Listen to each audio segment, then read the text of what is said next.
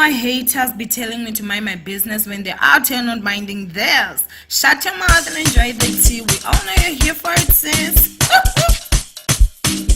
Hi my ninjas, how are you guys doing? It's Owamie, Hlongwane aka Miss Fear for Corporate back for entertainment. If it's the first time joining me, you're most definitely welcome. Please do subscribe and of course the bell. I absolutely love it. Do not forget to follow me on Instagram instead Owamie Hlongwane, okay?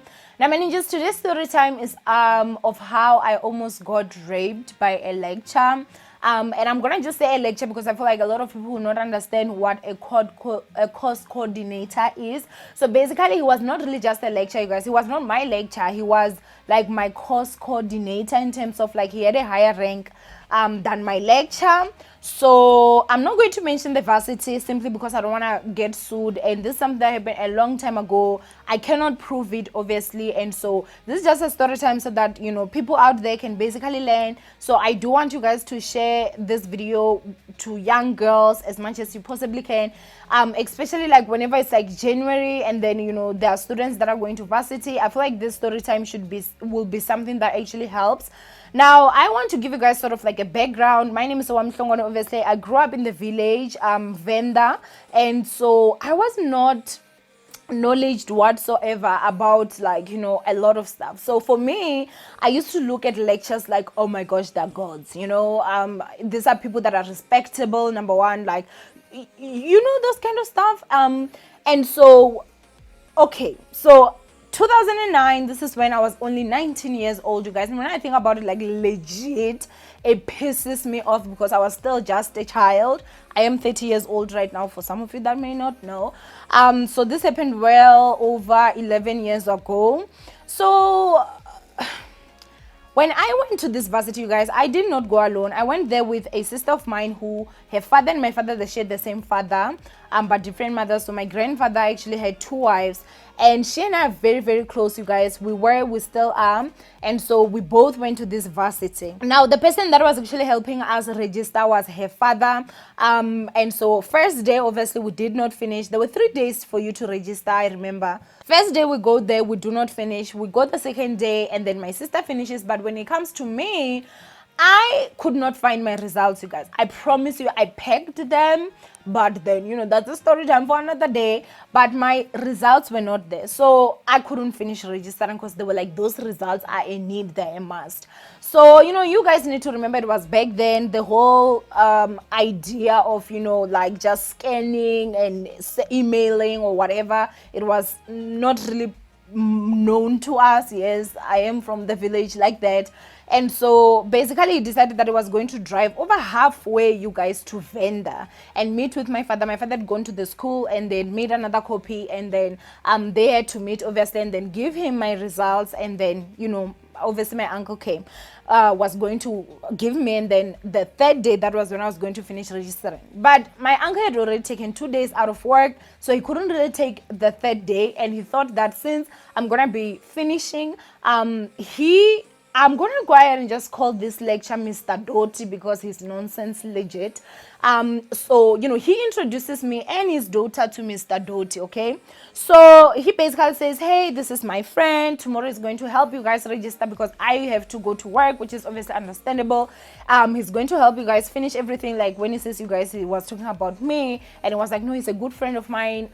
So he's going to help you. And then Mr. Doty is there, you guys, like introducing himself and everything like that. And I'm just like, okay, that's fine. So he basically gives me his numbers so that when I arrive tomorrow, the following day, I'm gonna be able to basically just call him, and then we're going to meet obviously. So that's fine. So we go home. My uncle drives over halfway to Venda, which thank you so much for that. Like, you are just God sent.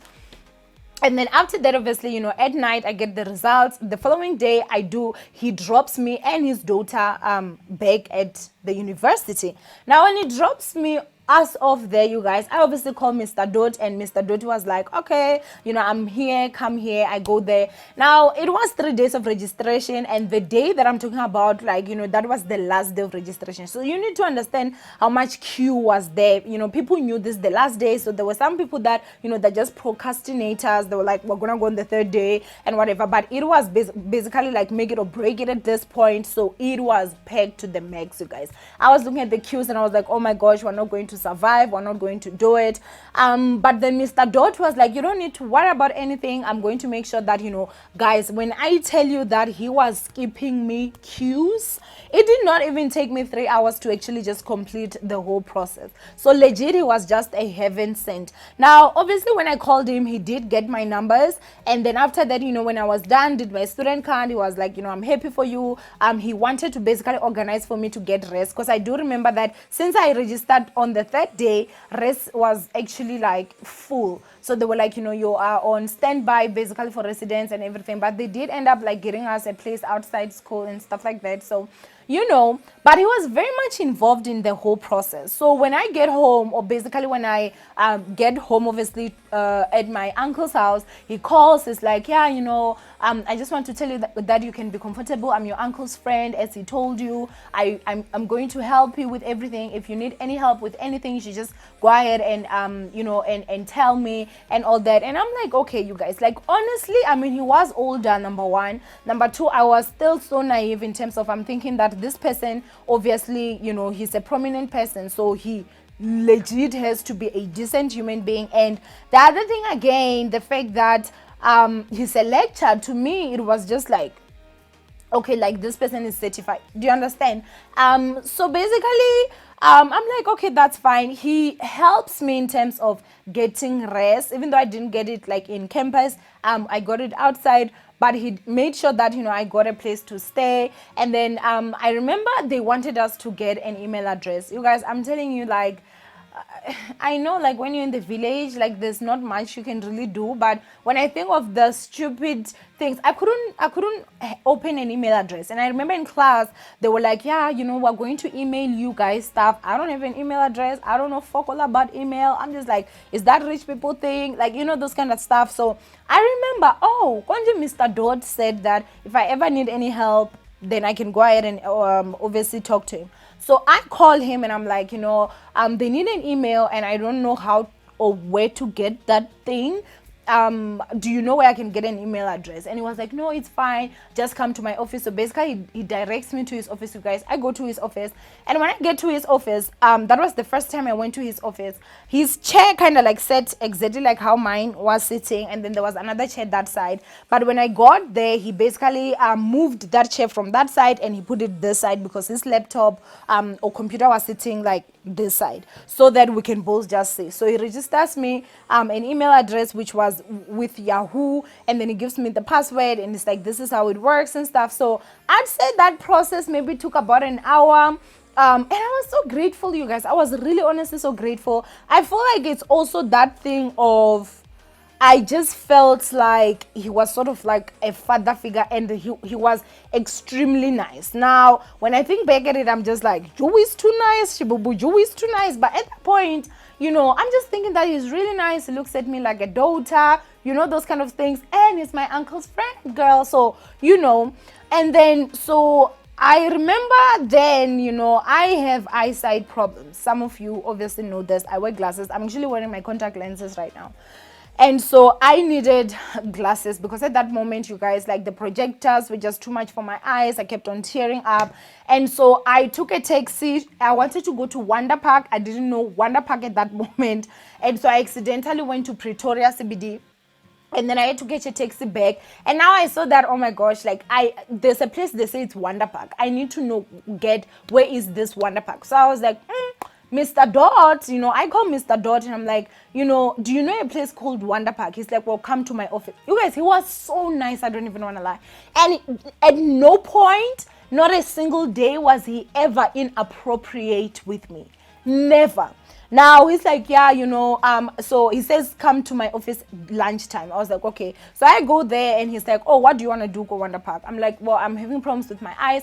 That time I was still under my mother's medical aid, and so I need to get glasses, So he is like, okay, that is fine. That is not a problem. Girl, when I tell you, he took his car keys and then he was like, let's go. And then I enter his car and he accompanies me to Wonder Park. When I get to Wonder Park, you guys, I obviously, like, they do the prescription and everything. And then I go back with him, and I was supposed to basically just get my my glasses when they call me to come collect them. But he was so nice, like, I'm telling you guys. And then, like, obviously I said thank you. That was it. The next thing I know, you guys, he calls me and he's like, because the course that he was coordinating, I don't want to say, but he calls me and he's like, yeah, I took your script and I looked at it. I think at that moment, because that subject was not my strongest suit, I think I'd gotten about maybe 56% on that test. And then he was like, yeah, I mean, 56 is not that good. You're basically just on the borderline.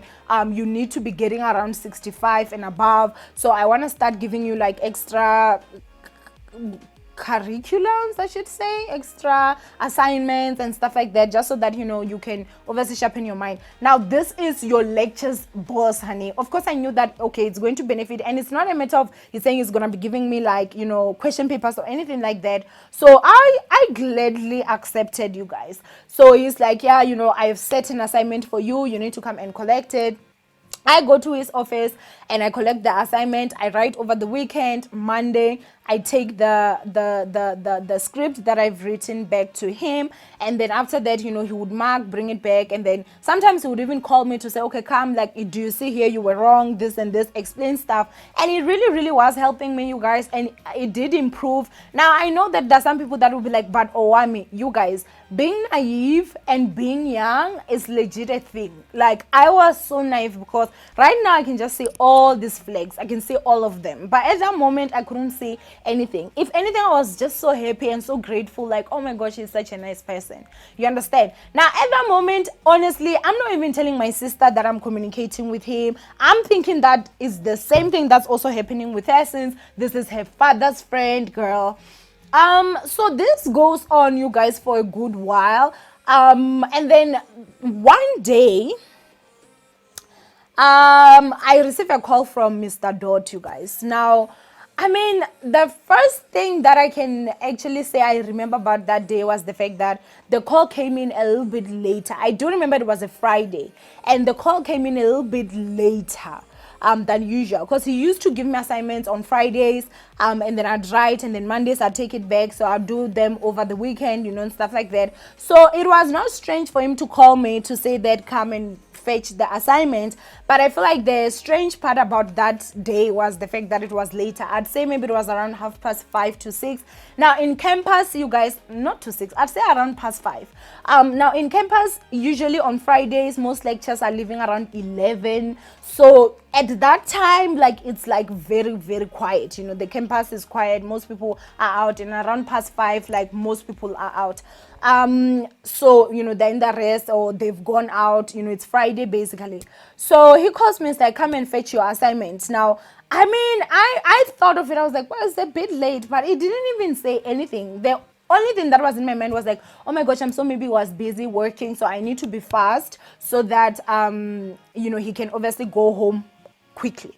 So I leave obviously, and I remember I'm rushing, and when I get to the building, because the building was kind of like separate, the one that that department was, it was kind of separate. It was not like the other offices. So when I get there, I see the whole parking lot is empty, so there was no car there. Obviously, the front door is locked, and the gate is also locked. So I call him and I'm like, hey, I'm here, there's no, the department is locked. And it's like, oh yeah, come use the back door. Now, but I didn't even know that there was the back door in that building, but then it was like, yeah, just come at the back. I was like, okay, that's fine. So I walk at the back, and when I get there, there's a back door, you guys, and then he basically opens for me. After he opens, he closes the door. This is like us entering the department. Now, it was not until when I was walking down the hall, because he did lock that door, that I started, like, it's sort of like my senses started saying, oh, I mean, something's not really right with this, because it was completely quiet. So I'm walking, you guys, and then as I walk, obviously I enter his office. Immediately I enter his office, I mean, I'm just expecting, I'm not even sitting down. Obviously, I'm just fetching the assignment, and then I'm leaving.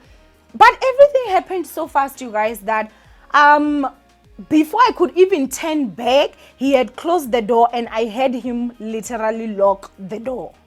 Now, I'm somebody that, you guys, like, I'm a bit claustrophobic. And so if you know how claustrophobia works, like if you're in a space where it's locked and you don't have control of the key, you don't know where the key is, you feel like you can't just leave at whatever time, you basically start panicking. And so at that time, you guys, like, I legit started panicking. And immediately he grabbed me from behind. So number one, I'm confused. Number two, I'm shocked. This guy, you guys, he was not, Mr. Dot was not even like, a big guy. He was not big. He was not even tall. He was actually like, of a shorter height. He was not even like fat. He was small. So I look at him and I'm like, girl, I can take this nigga. Like, I was just like, at this moment, hell to the no. I'm going to fight no matter what. Now, we start basically, literally, you guys, like, fighting. So, my ninjas, my space did get full, but as I was saying, you guys, I actually, like, legit fought this man, okay? Now, there is something that I'm going to go ahead and just tell you guys, and I'm going to say that I really truly do believe that there's something spiritual about rape, and I'll tell you guys why. So this man, as I said, he was not tall, he was kind of short and very small bodied. And when I looked at him, I was like, I can definitely take him, like in terms of I can legit fight. Now, as I was explaining, we were at this position where I'm facing forward and he was actually grabbing me from the back. Now, now that I'm older, the thing that I can think of is that maybe he wanted to pin me down, like, my face obviously facing away from him, and then obviously rape me that way. But there's one thing that I also just want to go ahead and tell you, and basically like let you guys know. I am someone that has a lot of strength for a woman. So I'm stronger than your average woman. And I mean, I've proven this time and time again, growing up and everything. And I actually got it from my mom. Like, she also was someone that was very strong. So, I mean, I feel like also the fight kind of took long because of, I was also like stronger in fighting back. But I will not lie, you guys, when I say that I feel like there's something spiritual about rape, is because of, as small as this man was, you guys, he had strength that I did not know where that strength was coming from. Like, that strength was not natural. That's my opinion. Like, it didn't make sense, the amount of strength that he had for such a small body. Now, I do understand that you guys will say that, no, he's a man. Obviously, I do get that he's a man. And I am a woman at this moment, you guys. I mean, come on, I've got my husband. I'm sure he will not, like, portray or give the strength that a rapist is going to. But that strength was just out of this world. Something was just not right. And again, like, he was not saying anything whatsoever, nothing. He's just doing his actions and I'm busy fighting. And I didn't think of screaming. I feel like it was also a psychological thing where I knew that the whole place is empty, people are gone, so even if I'm to scream, no one is going to hear me. I knew that he locked the entrance door, so even if someone from outside hears me, they won't be able to enter. He also locked his office door, so even if somebody heard me, like, do you understand? Like, I legit felt hopeless, and I feel like in my mind I had started preparing myself to say that, oh my gosh, like, today I'm going to get raped. Because for me, I didn't see any other way that this would end, because number one, he's strong. Like, he's way stronger than he even looks. That's the first thing. The second thing, he has all the time, obviously, like, we are alone, so it's like, even if I'm able, or I manage to escape from his grip right now, like, where am I going to go? The office is locked. So as much as I was fighting, you guys, I remember I actually kicked the chair that was in front. As I said, his chair would be this side and then the other one would be there. And each time I go to his office, the chair that's there would be on the other side. So because he would usually want to, like, show me stuff, but that day the chair was actually on that side. So this is something that he had obviously, like, well thought of and planned it and selected, like, the day he knew it's Friday, people are gone. And so as we were busy like in the struggle, I kick the chair falls down, and it like hits the floor like really strong and hard, and then obviously like there was a huge bang noise, you know. The next thing, the office next door, the door opens. I'm not even lying to you guys. The door opens, and the office next door was belonged to my lecture for that course. Remember, it's the course coordinator. My lecture actually, the was an opening from that door, and then he comes and he knocks in the office, and he calls him by name like Mr. Dot, Mr. Dot. And so now I'm just like, I freeze. I feel like I regret that I didn't scream that day at that particular moment, because had I screamed, then maybe he would have entered or something. Like, I mean, maybe he would have forced to say he wants to enter or something like that. But I didn't scream. And other than that, Mr. Dot shifted his hand from like the grip, and he actually like closed my mouth like that. So, you know, the lecture knocked like maybe about 5 times, and then after that, I had footsteps, and then his office door opened, and then he closed the door. Now, Mr. Dot, like, he lets go, and then he lets go of my mouth, and then he says, shh. And then I say to him, let me out or I'm gonna scream. That's what I said to him. I said, let me out or I'm going to scream. And then he unlocks his door softly. He softly did that. But obviously, no matter how softly he did it, you guys, like, the lecture next door has to have heard it, you know. So that was what was in my mind. To walk that hallway, you guys, to the exit, which is obviously the back door. I don't know why, but I felt so embarrassed. It was almost as if I was doing the walk of shame, if you guys like get. And it hurts me because like I had done absolutely nothing wrong.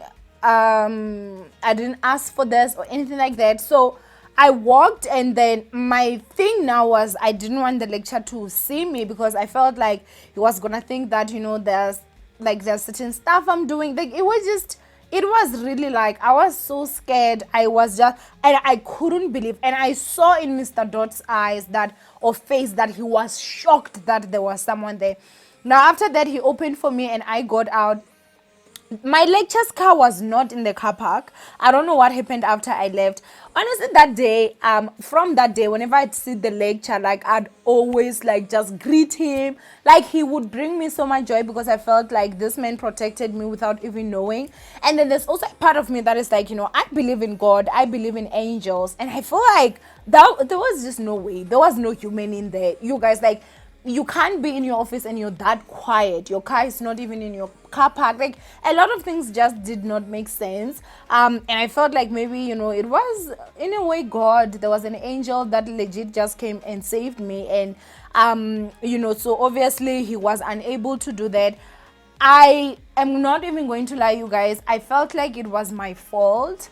I felt like I should have seen the signs. I should have seen him, obviously, you know, being nice and everything. For the longest time, I actually legit carried that guilt that I should have seen this. And I think one of the things that hurt me now is the fact that my mom passed away not even knowing about this story, because I didn't tell her. I have never told my father.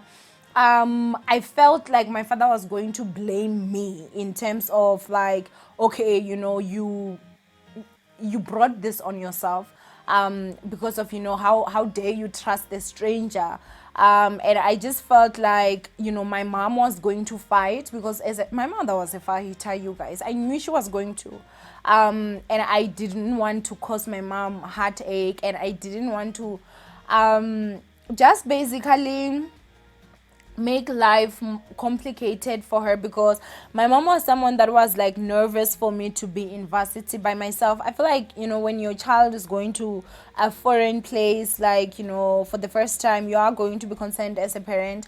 And so the thought of like a lecturer or someone that's a course coordinator taking advantage of your child in that way, I knew it was going to destroy my mom, and I knew she was just not going to be at ease. And I chose just to keep the secret to myself. After that, you guys, like, Mr. Dot called me, and I never ever picked up his phone ever again. I never ever went to his office.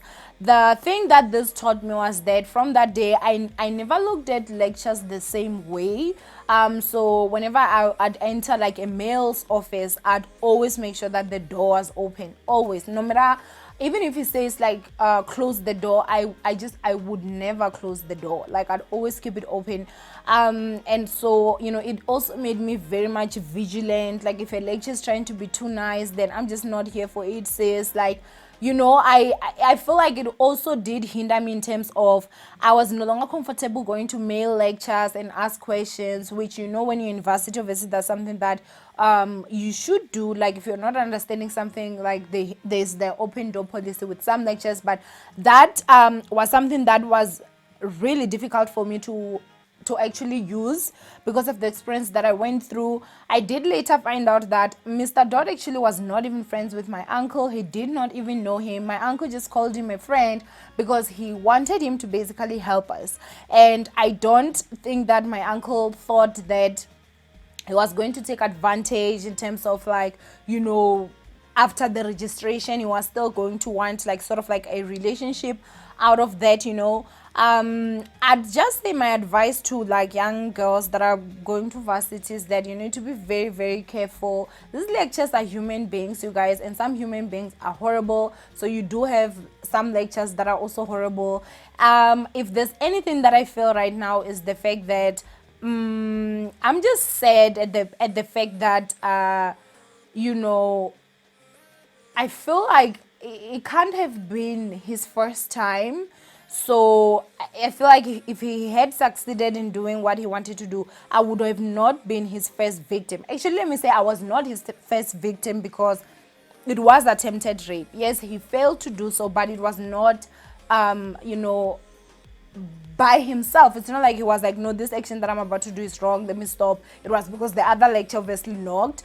But my pain is that I feel like there are other young girls that will have suffered after me, and maybe if I had spoken about it, then they would have investigated him and something would have been done. One thing I know for a fact is that if ever I can hear that, there's a student that he raped and maybe she's opening a case, I would actually go and testify and tell them my story. Most of the times a rapist, they rape and it's not their first time, you guys. It's not most of them that they only do it once. So that's why I'm saying that I do feel sad that I feel like I didn't protect my fellow sisters. But at that time I was also just 19. I mean, I was just trying to move on from this. I was just trying not to even think about it, to be honest with you guys. And that's why I chose to not talk about it to anyone. Now, this Mr. Dot, you guys, was very close with my husband, and that was before I started dating Big Guy. So when I started dating Big Guy, I once saw him standing with Mr. Dot, and they were talking, laughing, the handshake and everything. And I remember I felt sick to my stomach, so I passed without even greeting them. So because I was actually shocked, like, why are you passing without greeting even me? I didn't. And then I passed, and after, like, we went to the room, like, he asked, like, are you okay? I basically told him the whole story. He was so angry, guys. He actually wanted to go and beat him up, but then I was like, you're gonna get expelled, number one. Number two, I don't have proof of what I'm talking about, and I'm grateful that it never happened, you guys, that he did not succeed, just because I feel like if he had succeeded, like, it would have changed my life forever. And I know that it's not every woman that is as lucky. And I really do want to say that, I'm really sorry for my sisters out there that have had to endure and suffer such horrible acts. I'm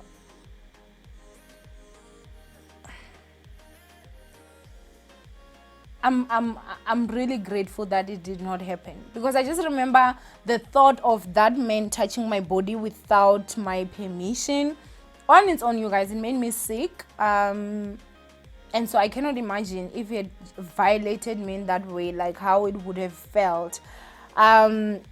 So the reason why I'm even telling this story is because I do want you guys to be very careful. It may not be a lecture, it may be a CEO, it may be a judge, girl. I'm not even lying. You need to be very, very careful everywhere, because we do have horrible people everywhere, and that's very much unfortunate, but that is the truth of it all, you guys. So my ninjas, please be careful out there. That's the only reason why I'm doing the story time. And yeah, I mean, Mr. Dot, like, I dislike that man so much, you guys. I dislike him so much. And yeah, I love you, ninjas. Please do go ahead and comment down below what do you guys think of this whole situation, or have you experienced a similar situation as mine? And yeah, I love you guys, and I'll see you guys my next upload. Bye, ninjas.